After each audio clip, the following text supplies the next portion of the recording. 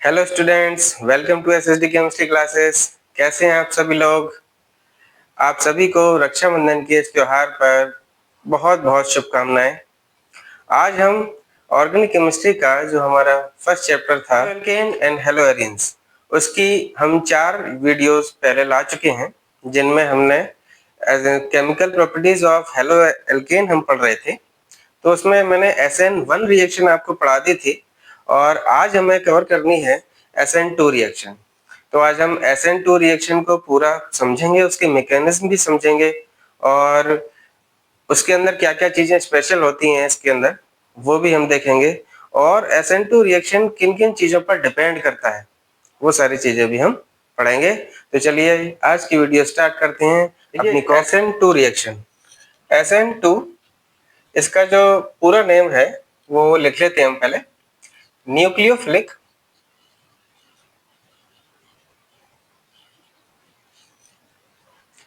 Substitution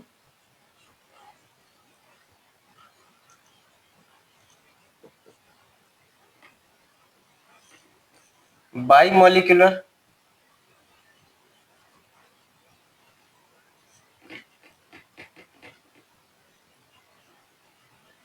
reaction.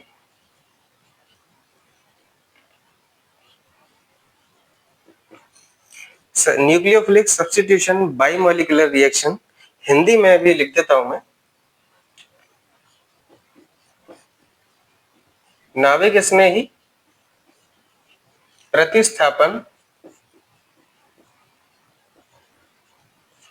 द्विअणुक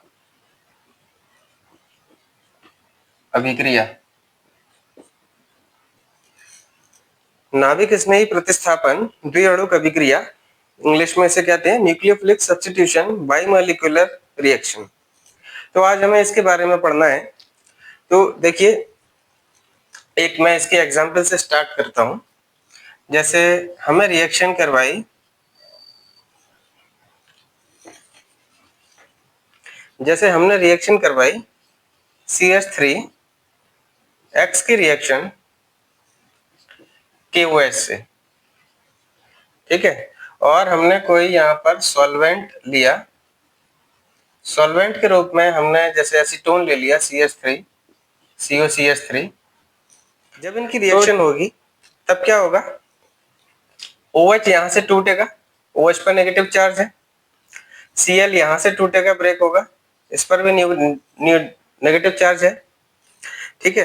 तो देखिए ये एक न्यूक्लियोफाइल है, इसकी जगह दूसरा न्यूक्लियोफाइल OH के रूप में यहाँ पर आके जुड़ जाएगा। एक न्यूक्लियोफाइल हटेगा यहाँ से, दूसरा न्यूक्लियोफाइल जुड़ेगा। इसीलिए इस रिएक्शन को हम न्यूक्लियोफिलिक सब्स्टिट्यूशन कहते हैं। यहाँ पर नाभिक स्नेही अभिकर्मकों का प्रतिस्थापन होता है। एक नाभिक स्नेही अभिकर्मक हटेगा और दूसरा नाभिक स्नेही आ जाएगा। तो क्या होगा, देखिए CH3OH और ये जो X है वो यहाँ से हट जाएगा और हम जानते हैं कि ये K के साथ आगे रिएक्ट करके KBr वो या KX के रूप में अलग हो जाता है, ठीक है। तो ये रिएक्शन है। अच्छा, जब हमने SN1 रिएक्शन पढ़ी थी तो SN1 रिएक्शन में जो हमने जो नाभिक स्नेही प्रतिस्थापन अभिक्रिया SN1 वाली, उसमें क्या किया था, रिएक्शन हमने करवाई थी वाटर से। वहां पर न्यूक्लियोफाइल के रूप में वाटर रिएक्ट कर रहा था, अटैक कर रहा था, और सॉल्वेंट के रूप में भी वहां वाटर ही था। हमने सॉल्वेंट वाटर ही लिया था जो खुद न्यूक्लियोफाइल की तरह रिएक्ट कर रहा था। यहाँ पर न्यूक्लियोफाइल हमने KOH लिया है और सॉल्वेंट के रूप में हमने एसीटोन लिया, CH3COCH3। यहाँ से एक X हटकर OH आ गया यहाँ से, और ये वाला X अलग हो गया, ठीक है। तो अब हम इस रिएक्शन की मैकेनिज्म पढ़ेंगे। अच्छा, एक चीज और, यहाँ पर ये कौन सा एल्किल हैलाइड है, देखिए ये 1 डिग्री एल्किल हैलाइड है और SN1 में मैंने 3 डिग्री एल्किल हैलाइड लिया था, ठीक है। तो जो SN1 रिएक्शन होती है वो 3 डिग्री एल्किल हैलाइड सबसे अच्छा देते हैं, और जो 1 डिग्री एल्किल हैलाइड होते हैं वो SN2 रिएक्शन देते हैं। क्यों देते हैं, आगे सारी इसकी कहानी पढ़ते हैं। चलिए इतना नोट करिए। ये अब हमें इसकी मैकेनिज्म पढ़नी है। पहले मैं रिएक्शन लिख देता हूं एक, CH3X प्लस KOH एसीटोन, ठीक है, CH3 COCH3 ये है, ठीक है। और रिएक्शन में बनेगा CH3OH प्लस X नेगेटिव, ठीक है। ये K के साथ में KX भी इसे दिखा सकते हैं हम यहाँ पर, KX के रूप में ये निकल जाता है। आगे अब देखो इसकी मैकेनिज्म में क्या होता है। अब मान के चलिए हमारे पास ये प्राइमरी एल्किल हैलाइड है या 1 डिग्री एल्किल हैलाइड है, तो देखो मैं इसे इस तरह से लिख रहा हूं,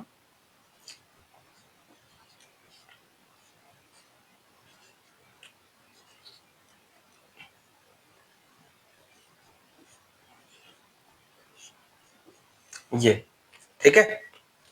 और इसकी रिएक्शन हमने करवाई KOH से in the presence of CH3 COCH3। तो देखिए क्या होगा अब इसमें ये वाला जो CX बॉन्ड है ये धीरे धीरे टूटेगा, ये बॉन्ड धीरे धीरे टूटेगा, और जब ये बॉन्ड टूटेगा तो यहां से ये OH नेगेटिव यहां से ये टूट कर KOH में से OH ग्रुप अलग होकर ये यहां से इसे अप्रोच करेगा, ठीक है। यहां पर H है, देखिए यहां ध्यान से देखिए, ये बॉन्ड अभी पूरी तरीके से टूटा नहीं है और ये वाला बॉन्ड अभी पूरी तरीके से बना नहीं है, ठीक है। ये बॉन्ड पूरा टूटा नहीं है, ये बॉन्ड पूरा बना नहीं है। ऐसी स्टेट को हम बोलते हैं ट्रांजिशन स्टेट,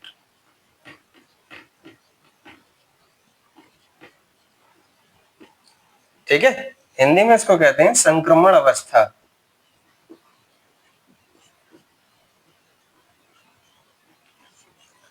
देखिए आपने जब SN1 रिएक्शन पढ़ी थी तो उसमें मैंने ये बताया था कि SN1 में KOH पहले यूज नहीं होता, सिर्फ एक ही एल्किल हैलाइड यूज होता है। एल्किल हैलाइड में से ये X ग्रुप हट जाता है और यहाँ पर कार्बन पर एक पॉजिटिव चार्ज आ जाता है और वो बन जाता है कार्बोकैटायन। इस रिएक्शन में कोई भी कार्बोकैटायन नहीं बन रहा है, ठीक है। इस रिएक्शन में हमें एक संक्रमण अवस्था प्राप्त हो रही है, ठीक। इस रिएक्शन में हमें संक्रमण अवस्था ट्रांजिशन स्टेट प्राप्त हो रही है, यहाँ कोई भी कार्बोकैटायन नहीं बना है ना। तो देखिए अब अगले स्टेप में, अच्छा एक चीज और, ये बॉन्ड टूटता क्यों है, ये वाला बॉन्ड इसलिए टूट जाता है क्योंकि यहाँ पर हमने ये जो एसीटोन लिया हुआ है सॉल्वेंट के रूप में, ये है पोलर प्रोटिक, पोलर। अच्छा SN1 में जो हमने जो सॉल्वेंट लिया था वाटर, वाटर कैसा सॉल्वेंट था, पोलर प्रोटिक, ये है पोलर अप्रोटिक, ये पोलर अप्रोटिक सॉल्वेंट है। इसका काम क्या होता है, देखिए ये पोलर सॉल्वेंट है। पोलर क्यों, देखिए यहाँ पर O लिखा हुआ है, O पर नेगेटिव चार्ज होता है थोड़ा, यहाँ पर कार्बन पर प्लस आ जाता है, तो यहाँ पर ये पोलर सॉल्वेंट है। पोलर सॉल्वेंट होने की वजह से ये इसको यहाँ पर इस बॉन्ड को तोड़ेगा, क्योंकि इसका जो डाइलेक्ट्रिक कांस्टेंट होता है K की वैल्यू जो आपने फिजिक्स में पढ़ी है, K डाइलेक्ट्रिक कांस्टेंट जो होता है इसका परावैद्युतांक, वो बहुत ज्यादा होता है, ठीक है। वाटर के कंपैरिजन में थोड़ा सा कम होता है लेकिन काफी होता है। तो इस बॉन्ड को ये धीरे से यहाँ से इस बॉन्ड को कमजोर कर देता है। अब कमजोर हो जाता है ये बॉन्ड, तो ये बॉन्ड टूटने की कगार पर आ जाता है। जैसे ये बॉन्ड टूटता है, ठीक, जैसे ही ये बॉन्ड टूटने की कोशिश करता है, OH के मुंह में पानी आ जाता है यहाँ पर, ठीक है। OH क्या करता है, बैक साइड से जाकर, देखिए आगे से तो जुड़ नहीं सकता, OH यहाँ से आगे से तो जुड़ नहीं सकता है क्योंकि आगे अभी ये बॉन्ड तो टूटा नहीं है ना, ये बॉन्ड टूटा नहीं है, टूटने की अभी कोशिश कर रहा है। तो ये OH क्या करेगा, रियर साइड से, बैक साइड से यहाँ पर इस तरफ से कार्बन से बॉन्ड बनाने की कोशिश करेगा और एक हमें ट्रांजिशन स्टेट मिल जाएगी, ठीक है, तो आपको एक चीज याद रखनी है कि SN1 रिएक्शन में कार्बोकैटायन बनता है और SN2 रिएक्शन में कोई कार्बोकैटायन नहीं बनता, एक ट्रांजिशन स्टेट हमें प्राप्त होती है। ठीक, अब उसके बाद क्या होता है, ये X यहां से हट जाता है अगले इसी स्टेप में। ठीक, यहां से ये कि इसके बाद यहां से ये जो X है ये हट जाएगा X नेगेटिव के रूप में, इस K के साथ रिएक्शन कर लेगा, KX बन जाएगा और यहां पर ये देखिए ये बॉन्ड फॉर्मेशन हो जाएगा। ठीक है, यहां पर देखिए ये X ग्रुप आगे की तरफ जुड़ा हुआ था और यहाँ पर जो दूसरा न्यूक्लियोफाइल आया है OH के रूप में वो यहाँ पर बैक साइड में जुड़ा हुआ है, इसलिए यहाँ पर ये देखिए इसका उल्टा यहाँ पर कंपाउंड बना है, मतलब इसको इन्वर्जन वाला कंपाउंड कहेंगे। क्या कहेंगे? इन्वर्जन। वहां पर रिटेंशन और इन्वर्जन दोनों होता था क्योंकि वहां पर ये X पूरी तरह से हट जाता था और एक कार्बोकैटायन बन जाता था। OH ग्रुप जब इस पर अटैक करता था तो उसके पास दोनों रास्ते होते थे, वो आगे से भी जुड़ सकता था, पीछे से भी जुड़ सकता था, इसलिए वहां पर रिटेंशन और इन्वर्जन दोनों ही कंपाउंड बनते थे। लेकिन यहाँ पर OH के पास कोई चांस ही नहीं है कि वो आगे से अटैक कर सके, वो पीछे से ही अटैक करेगा, इसीलिए इन्वर्जन वाला कंपाउंड ही बनेगा। और इसका सबसे पहले जो पता लगाया था वो वाल्डन महोदय ने निकाला था, इसलिए इसको हम वाल्डन इन्वर्जन भी पढ़ते हैं। क्या पढ़ते हैं? Walden inversion. ठीक है, नोट करिए इतना। अच्छा, थोड़ी सी बात और समझिए कि देखिए अब इस रिएक्शन में कोई भी, देखिए ये जो मैंने यहाँ एक स्टेप लिख दिया, उसके बाद ये एरो लगा के एक और ये स्टेप लिखा हुआ है, तो आपको ऐसा लग रहा होगा कि ये रिएक्शन 2 स्टेप में पूरी हो रही है, लेकिन ध्यान से सुनिए, ट्रांजिशन स्टेट कोई एक नया पद नहीं होता। ठीक है, ट्रांजिशन स्टेट जो है वो कोई भी एक नए स्टेप के रूप में नहीं होती है। ट्रांजिशन, चलिए अब इस रिएक्शन की हम कुछ मेन बातें पढ़ लेते हैं।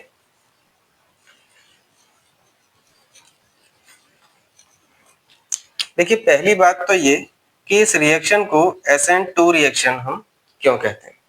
ठीक है, ध्यान से सुनिए। देखिए इसका नाम तो मैंने आपको बता दिया, न्यूक्लियोफिलिक सब्स्टिट्यूशन बाइमोलिकुलर रिएक्शन। तो देखिए बाइमोलिकुलर, पहली चीज तो ये कि ये बाइमोलिकुलर क्यों है।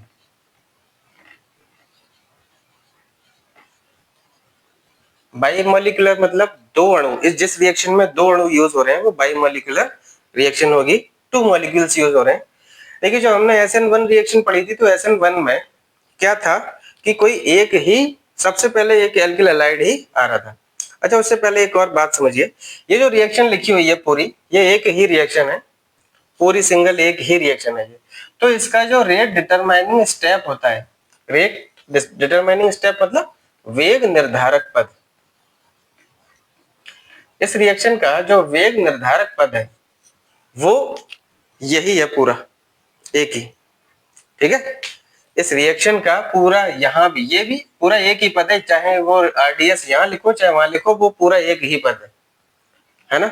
इस रिएक्शन में देखिए कि कितने, अच्छा जिस रिएक्शन में किसी भी रिएक्शन के RDS में रेट डिटरमाइनिंग स्टेप में वेग निर्धारक पद में जितने भी अणु भाग लेते हैं वही उसकी आणविकता कहलाती है या मॉलिक्यूलरिटी कहलाती है। तो देखिए इसमें एक अणु तो हमारे पास एल्किल हैलाइड का है, एक अणु ये यहाँ पर KOH का है, यहाँ पे दो अणु यूज हो रहे हैं। ठीक है, ये एसीटोन तो सॉल्वेंट है, इसको हम काउंट नहीं करेंगे, काउंट होगा सिर्फ KOH का और एल्किल हैलाइड का। तो यहाँ ये हमारे पास दो मॉलिक्यूल यूज हो रहे हैं। ठीक है, कितने मॉलिक्यूल यूज हो रहे हैं? दो, इसीलिए इस रिएक्शन को हम बाइमॉलिक्यूलर कहते हैं। ठीक है,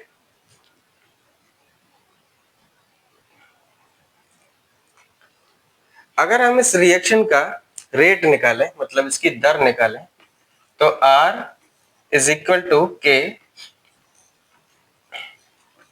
RX इंटू न्यूक्लियोफाइल। ठीक है, मतलब देखिए जब हमने SN1 रिएक्शन पढ़ी थी तो उसका जो वेग था वो केवल Rx की कंसंट्रेशन पे डिपेंड कर रहा था और न्यूक्लियोफाइल की कंसंट्रेशन पे डिपेंड नहीं कर रहा था। लेकिन इस रिएक्शन का जो वेग है वो Rx पर भी डिपेंड करता है और न्यूक्लियोफाइल पर भी डिपेंड करता है और यहाँ पर इनकी 1-1 पावर पर डिपेंड करता है, एक-एक पावर पर डिपेंड करता है। इसलिए इस रिएक्शन की जो ऑर्डर होगी, ऑर्डर का मतलब क्या होता है? किसी भी रिएक्शन के वेग निर्धारक पद में भाग लेने वाले अणुओं की संख्या या जो उसका वेग, हमारे पास वेग समीकरण जो प्राप्त होता है, रेट इक्वेशन जो प्राप्त होती है, रेट लॉ में जो सांद्रता पद होते हैं, है ना, कंसंट्रेशन वाले जो स्टेप होते हैं, उनकी जो पावर्स होती हैं, उनका जोड़ क्या कहलाता है? रिएक्शन की ऑर्डर कहलाता है। तो ये 2 स्टेप रिएक्शन है, इसको याद रखना है। ये कैसी रिएक्शन है? 2 स्टेप रिएक्शन। ठीक, लिख लेना, इसे नोट कर लेना आप। दो पद वाली रिएक्शन होती है ये, ठीक है। इसे बाइमोलिकुलर क्यों कहते हैं मैंने बता दिया, क्योंकि यहाँ पे इसमें 2 अणु यूज होते हैं और इसीलिए इसकी यहाँ पर कोटि भी 2 आ जाती है। ठीक, नोट करिए, इतनी बात नोट कर लिया, ठीक है। तो देखिए इसकी रिएक्शन इस तरह से डिपेंड करती है इन दोनों पर। अगर हम इसकी कंसंट्रेशन को बढ़ाएंगे, अगर मैंने इसको डबल कर दिया तो इसकी रेट डबल हो जाएगी, इसको डबल कर दिया तो ये भी डबल हो जाएगी, ठीक है। आगे देखिए, आराम आराम से सारे पॉइंट आप अपनी कॉपी में नोट करेंगे। दूसरा देखिए कि इसमें कार्बोकैटायन नहीं बनेगा, नहीं बनता है, ठीक है। ये बहुत इंपॉर्टेंट बात है कि इस रिएक्शन में कार्बोकैटायन नहीं बनता है। क्या मिलता है हमें? इसमें एक ट्रांजिशन स्टेट मिलती है, ट्रांजिशन स्टेट, या फिर हमें संक्रमण अवस्था प्राप्त होती है।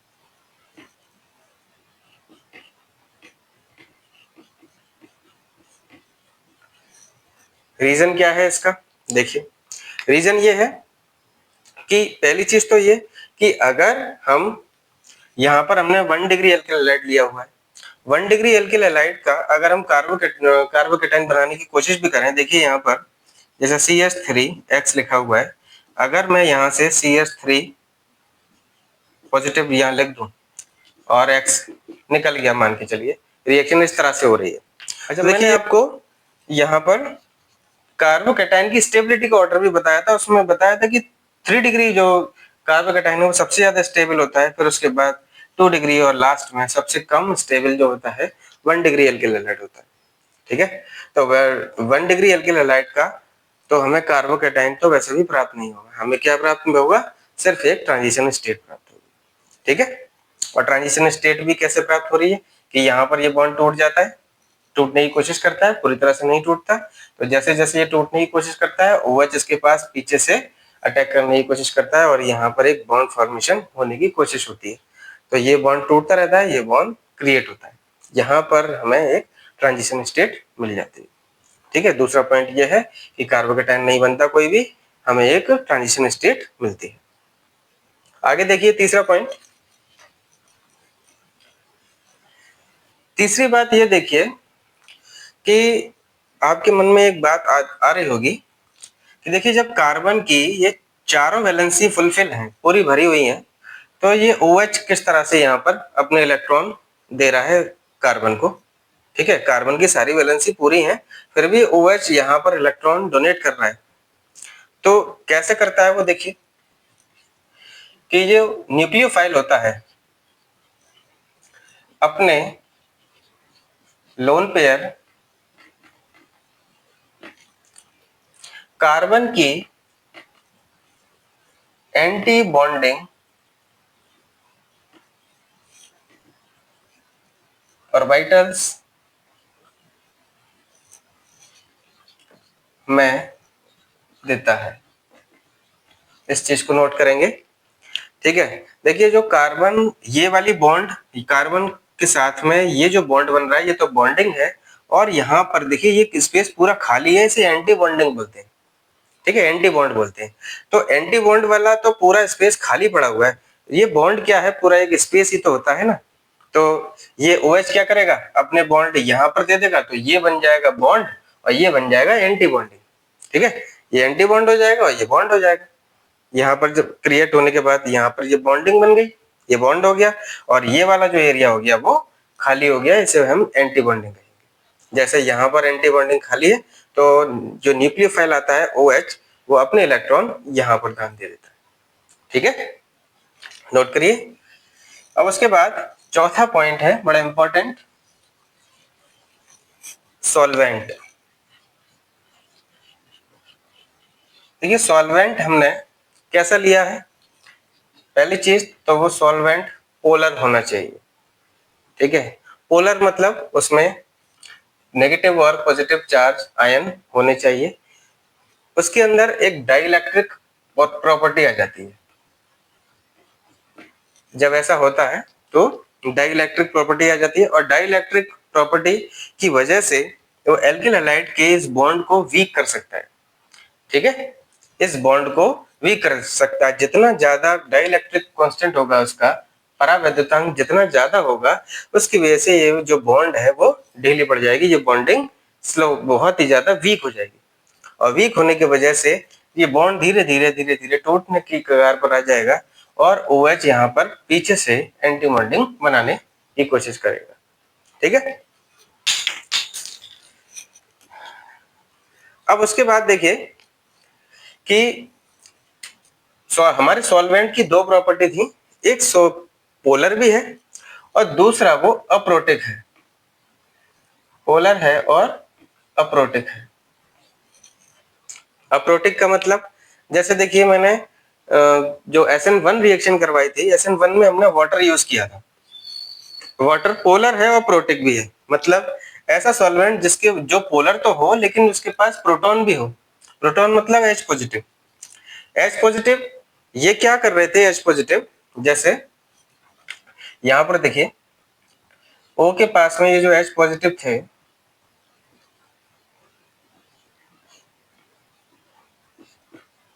ये क्या कर रहे थे कि जैसे ये जब SN1 रिएक्शन में ये एल्किल हैलाइड का ये X वाला जो पार्ट है वो हट गया था, हैलोजन हट गई थी, तो हैलोजन दोबारा कार्बन से अटैक ना कर ले, मतलब दोबारा कार्बन पे अटैक ना करे, दोबारा ना जुड़ जाए, इसलिए ये वाटर के जो H प्रोटॉन है पॉजिटिव, ये क्या कर रहे थे, यहाँ पर डबल नेगेटिव चार्ज हो जाता है ना थोड़ा थोड़ा ऑक्सीजन पर,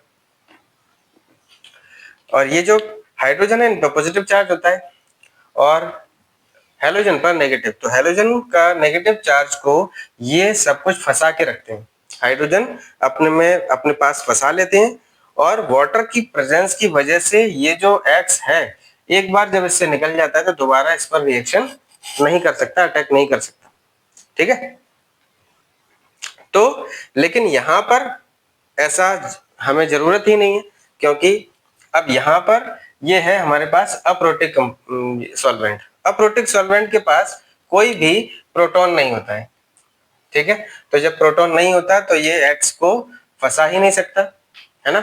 और दूसरी बात, ये इतना पोलर भी नहीं होता कि इस बॉन्ड को पूरी तरह से तोड़ दे। ठीक है, वो तो बाद में टूटता है धीरे धीरे, लेकिन जब टूटता ही नहीं है, पूरा टूटता ही नहीं है, तो X इस पर जो एसीटोन होते हैं वो X को अपने पास फंसाएंगे ही क्यों, क्योंकि वो तो अभी वहीं जुड़ा हुआ है ना। तब क्या होगा कि यहां से OH पीछे से अटैक करता है और यहां पर जुड़ जाता है। ठीक, और फिर उसके बाद धीरे धीरे अगर ये X नेगेटिव यहां से हटता भी है, तो फिर यहां से ये जो K है, इसका जो K है उसके साथ जुड़ के KX के रूप में अलग हो जाता है। ठीक है, तो हमारे पास सॉल्वेंट जो यूज होता है वो पोलर अप्रोटिक यूज होता है। ठीक, नोट करिए इसे। अब आगे देखिए, पांचवा पॉइंट है टेम्परेचर।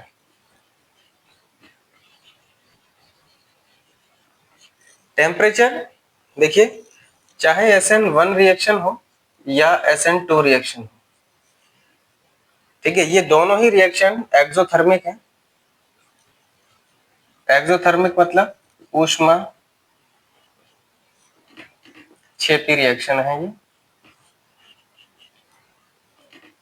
ऊष्माक्षेपी। ऊष्माक्षेपी रिएक्शन में हम टेम्परेचर को लो रखेंगे। जितना टेम्परेचर कम होगा उतनी ही अच्छी ये रिएक्शन होती है। इनकी जो रेट होगी वो बढ़ जाएगी अगर टेम्परेचर लो रहेगा। ठीक है, क्योंकि मैंने आपको बताया है ऊष्माक्षेपी रिएक्शन में जो लीट चटेलियर प्रिंसिपल है उसमें मैंने आपको समझाया है कि टेम्परेचर का इफेक्ट किस तरीके से रहता है। जिन रिएक्शन में जो रिएक्शन एक्सोथर्मिक होती हैं उनमें हमें लो टेम्परेचर चाहिए होता है। कैसा टेम्परेचर? Low temperature. कम टेम्परेचर पर ये रिएक्शन जो होती हैं वो ज्यादा फेवरेबल होती है। ठीक, इसे नोट कर लीजिए। उसके बाद जो छठा पॉइंट है उसके बारे में हम पढ़ते हैं। छठा पॉइंट है स्टीरियोकेमिस्ट्री। स्टीरियोकेमिस्ट्री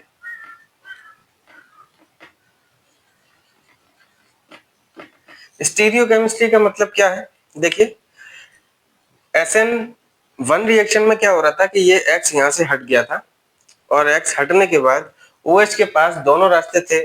वो आगे से भी अटैक कर सकता था और पीछे से भी।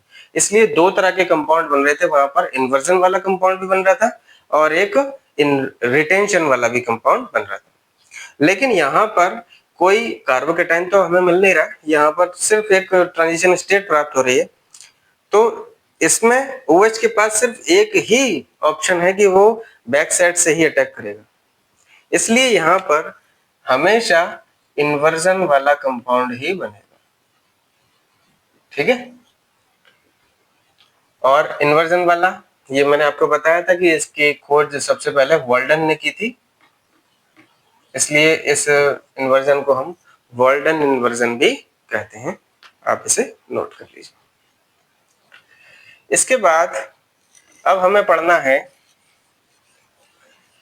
SN2 रिएक्शन को प्रभावित करने वाले कारक।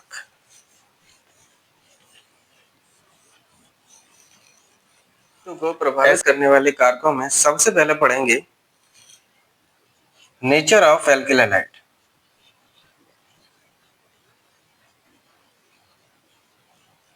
कि एल्किल हैलाइड कौन सा होना चाहिए। जैसे मान के चलिए मेरे पास 3 एल्किल हैलाइड लिखे हुए हैं।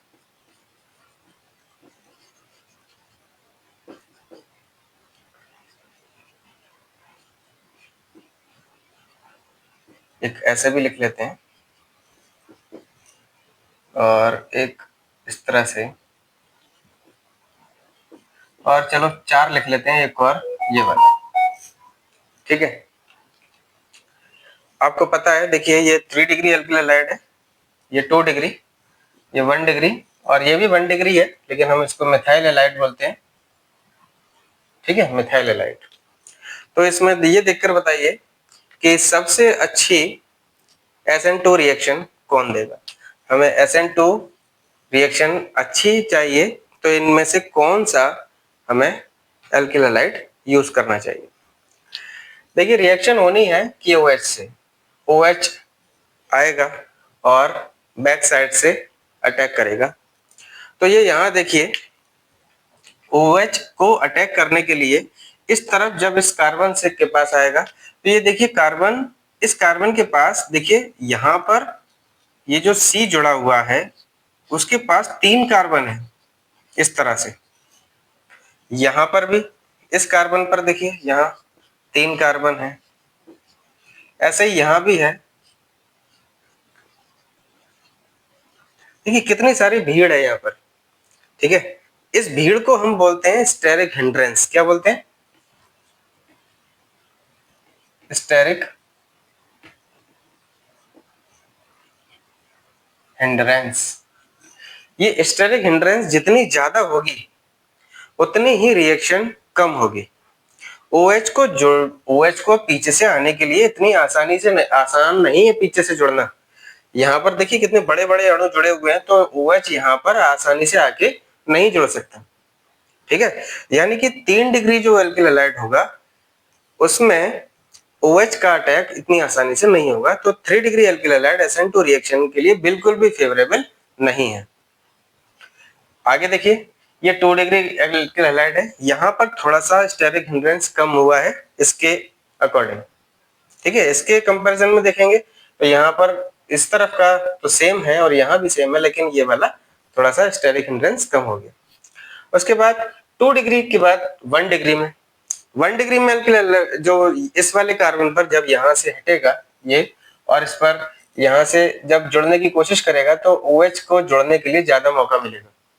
ठीक है, यहाँ से भी जुड़ सकता है, यहाँ से भी जुड़ सकता है। और अब उसके बाद यहाँ देखिए, ये सबसे अच्छा एल्किल हैलाइड है SN2 रिएक्शन को कराने के लिए, क्योंकि यहाँ पर देखिए स्टेरिक हिंड्रेंस बिल्कुल कम है।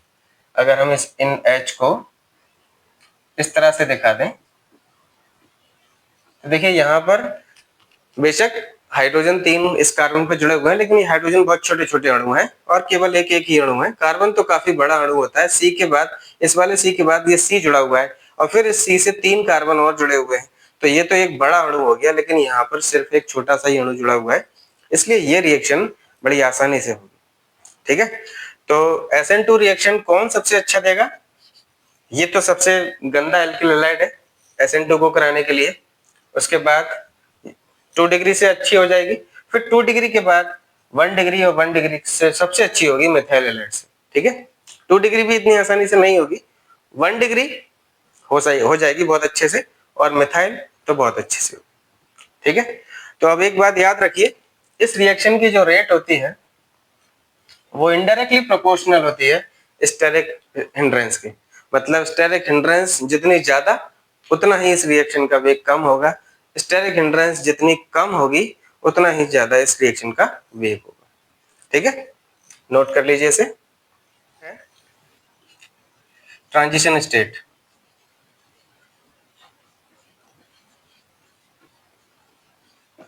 ट्रांजिशन स्टेट भी SN2 को बहुत ज्यादा इफेक्ट डालती है, प्रभावित करती है उसको, और ये स्टेरिक हिंड्रेंस से भी ज्यादा प्रभावित करती है। और स्टेरिक हिंड्रेंस तो बाद में देखा जाता है, पहले तो ट्रांजिशन स्टेट देखी जाती है। ट्रांजिशन स्टेट क्या? देखिए C और X का ये जो बॉन्ड होता है ये टूटने लगता है और यहाँ पर O के साथ ये बॉन्ड बनने लगता है, OH। देखिए यहाँ पर इस पर नेगेटिव चार्ज, इस पर नेगेटिव चार्ज और कार्बन पर पॉजिटिव चार्ज होता है। तो एक बात ध्यान रखिए, अच्छा ये क्या है हमारी? ये ट्रांजिशन स्टेट है। ठीक, अब ट्रांजिशन स्टेट कब ज्यादा स्टेबल होगी? देखिए यहाँ पे जुड़ा हुआ कोई, इस कार्बन पे जुड़ा हुआ जो भी ग्रुप है वो अगर बहुत अच्छा इलेक्ट्रॉन विथड्रॉइंग ग्रुप है, कौन है? इलेक्ट्रॉन को अपनी ओर खींचने वाला इलेक्ट्रॉन विथड्रॉइंग ग्रुप है, तो वो क्या करेगा? देखिए जब इसके पास कोई ऐसा ग्रुप जुड़ा हुआ है जो इलेक्ट्रॉनों को बहुत अच्छे से खींच सकता है अपने साथ, तो वो इसके इलेक्ट्रॉनों को खींचेगा, इसके इलेक्ट्रॉन को खींचेगा, इसका इलेक्ट्रॉन कम करेगा, इसका नेगेटिव चार्ज को कम करेगा, इसको भी कम करेगा और इसके चार्ज को न्यूट्रल करेगा। न्यूट्रल कर देगा तो ये जो हमारा ट्रांजिशन स्टेट है वो कैसी हो जाएगी? स्टेबल हो जाएगी।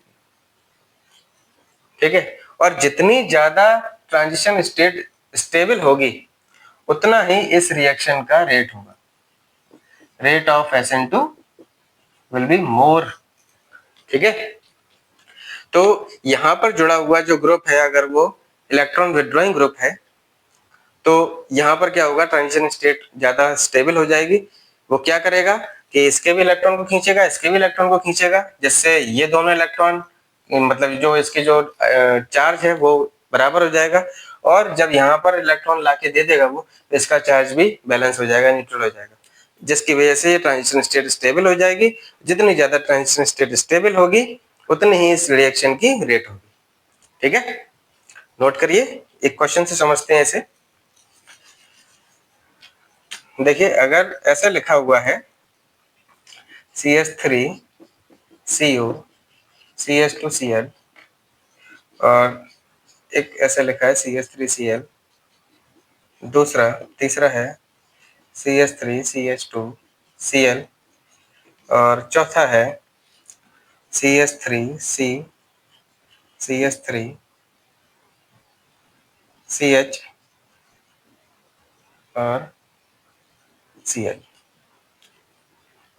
ठीक है, तो हमें ये बताना है इन चारों में से, इन चारों का हमें ये बताना है कौन सबसे अच्छा SN2 रिएक्शन देगा। या ऐसा कर सकते हैं, क्वेश्चन को ऐसे लिख लेते हैं कि इन चारों को SN2 के घटते क्रम में लिखिए, मतलब सबसे अच्छी SN2 देगा उसे सबसे पहले लिखिए, और जो सबसे बेकार SN2 देगा उसे सबसे बाद में लिखिए। देखिए, जब ये यहां से हटेगा हैलोजन, तो इस कार्बन पे पॉजिटिव चार्ज आएगा, है ना, एक तरह से ये समझिए। तो ये कौन सा एल्किल हैलाइड हो गया, 1 डिग्री, ये भी 1 डिग्री है, ठीक है, ये भी 1 डिग्री है, और ये 2 डिग्री है।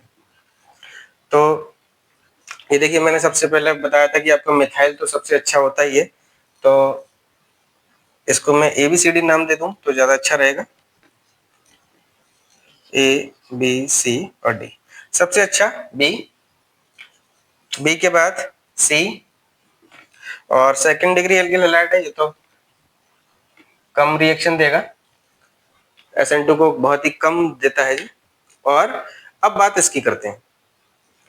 देखिए, ये 1 डिग्री तो है यहाँ से, लेकिन इसके साथ में ये जो CH3CO ग्रुप जो जुड़ा हुआ है, वो बहुत ही अच्छा इलेक्ट्रॉन विथड्रॉइंग ग्रुप है, ठीक है। ये क्या करता है, ये बहुत ही अच्छा इलेक्ट्रॉन विथड्रॉइंग ग्रुप है। जो OH आएगा, जो OH इससे जुड़ेगा, उसके इलेक्ट्रॉनों को खींचेगा ये अपने साइड, और Cl के इलेक्ट्रॉनों को भी खींच लेगा, ठीक है। यहां से ये इसको और ज्यादा रिएक्टिव कर दे रहा है SN2 के लिए। तो सबसे अच्छी जो SN2 रिएक्शन कराएगा, वो कराएगा पहला वाला। तो इनका जो SN2 को करने का जो ऑर्डर है, वो ABCD रहेगा। ए सबसे अच्छा देगा SN2, फिर सबसे बेकार जो SN2 देगा वो D देगा। नोट कर लीजिए। अब आगे देखिए, चौथा पॉइंट है नेचर ऑफ न्यूक्लियोफाइल। न्यूक्लियोफाइल मैंने बताया था कि इस रिएक्शन की जो रेट होती है, वो डिपेंड करती है Rx पर। Rx के बारे में हमने पढ़ लिया है कि Rx हमें कैसा चाहिए। अब पढ़ते हैं न्यूक्लियोफाइल को, क्योंकि न्यूक्लियोफाइल भी इस रिएक्शन की रेट पर प्रभाव डालता है। तो न्यूक्लियोफाइल जितना ज्यादा स्ट्रांग होगा, SN2 रिएक्शन उतनी ही ज्यादा होगी, ठीक है। न्यूक्लियोफाइल जितना ज्यादा स्ट्रांग होगा, उतनी ही अच्छी SN2 रिएक्शन होगी। अब न्यूक्लियोफाइल, स्ट्रांग न्यूक्लियोफाइल कौन कौन से होते हैं, जैसे OH negative, Cn negative, C6H5O। C6H5O मतलब कैसे मिलेगा आपको, जैसे C6H5ONa ये मिल जाए, तो यहाँ से आपको Na हट जाएगा तो C6H5O ग्रुप मिल जाएगा, है ना। SH थायोल, थायोल ग्रुप मिल जाए, ठीक है। C6H5S आई नेगेटिव, ठीक है, आयोडाइड ग्रुप मिल जाए। CH2 नेगेटिव मिल जाए, या NH3 मिल जाए। NH3 के पास यहाँ पे N पर एक लोन पेयर होता है, और यहाँ देखिए RNH2, अगर आपको ये मिल जाए, अमीन मिल जाए, ये भी सब बहुत अच्छे ये न्यूक्लियोफाइल होते हैं। अगर किसी रिएक्शन में आपको इनमें से कुछ भी दिख जाए, तो समझ जाना SN2 रिएक्शन ही होनी है। और ये तो सारे स्ट्रांग हो गए, ठीक है। अब वीक कौन से होते हैं, वीक जो न्यूक्लियोफाइल होते हैं उनमें वाटर है, ठीक है। वाटर के बाद मिथाइल अल्कोहल है, इथाइल अल्कोहल है, और आपका CH3 COOH एसिटिक एसिड भी है। अगर इनमें से कोई दिख जाए, ये सारे वीक न्यूक्लियोफाइल होते हैं। अगर इनमें से कुछ दिख जाए तो वो SN1 रिएक्शन को फेवर करेंगे, ये सारे SN2 रिएक्शन को फेवर करते हैं, ठीक है। नोट करिए इतना, ठीक है, नोट कर लिया। आगे देखिए, अब हम पढ़ेंगे नेचर ऑफ सॉल्वेंट। सॉल्वेंट कैसा होना चाहिए, सॉल्वेंट मैंने आपको बताया था कि पोलर प्रोटिक होना चाहिए, ठीक है। पोलर प्रोटिक मतलब ऐसा ना हो कि ये पोलर तो क्या करेगा, एल्किल हैलाइड में जो CX का बॉन्ड है उसको कमजोर करेगा। प्रोटिक नहीं होना चाहिए, सॉरी, प्रोटिक नहीं होना चाहिए। कैसा होना चाहिए, अप्रोटिक होना चाहिए। प्रोटिक होगा तो वो क्या करेगा, वो एचाइन देगा। एचाइन क्या करेगा, उस जो X नेगेटिव पार्ट है उसको घेर के अलग कर लेगा, घेर के रखेगा। लेकिन ऐसा नहीं करना चाहिए, पोलर अप्रोटिक होना चाहिए। पोलर अप्रोटिक मतलब जैसे हमारे पास अभी हमने एसीटोन लिया था, CH3CO CH3, क्या नाम है इसका, एसीटोन, ठीक है। एक और है देखिए, जैसे CH3 double bond O CH3, इसे हम बोलते हैं डाई मिथाइल सल्फो ऑक्साइड। क्या नाम है इसका? Di methyl sulpho oxide, DMSO। इसका नाम याद रखना, DMSO। और एक देखिए, जैसे ये लिखा है CH3N single bond C double bond O H और CH3, इसे हम बोलते हैं डाई मिथाइल फॉर्माइड। क्या नाम है इसका? Dimethyl formamide. ये भी पोलर अप्रोटिक सॉल्वेंट है। जैसे हमने एक और लिया ROR, इसको हम बोलते हैं ईथर। ये क्या है? ईथर। तो अगर इनमें से कोई भी अगर सॉल्वेंट आपको दिखता है किसी भी रिएक्शन में, तो वो समझ लेना कि ये रिएक्शन SN2 होगी। ठीक है। और पोलर अप्रोटिक ये सारे सॉल्वेंट हैं, और अगर पोलर प्रोटिक सॉल्वेंट की बात आ रही है तो ये सारे हैं। अगर इनमें से कोई आ रहा है तो SN1 रिएक्शन होगी। ठीक है। कौन सी रिएक्शन होगी? SN1। ये सब कौन करेंगे? SN2। ये सारे SN2 करेंगे, और यहाँ इनसे SN1 रिएक्शन होगी। ठीक, नोट करिए। तो अब ये सारे मैंने आपको SN2 को प्रभावित करने वाले 4 कारक भी बता दिए। ये यहाँ पर चौथा ही है। ठीक है। और मैंने आपको SN2 पूरी रिएक्शन समझा दी। SN2 के अंदर कौन कौन सी जो मोस्ट इम्पोर्टेंट फैक्टर थे वो भी बता दिए, और वो फैक्टर भी बता दिए जो SN2 को इफेक्ट करते हैं। ठीक है। तो इस प्रकार ये SN2 रिएक्शन पूरी हो चुकी है।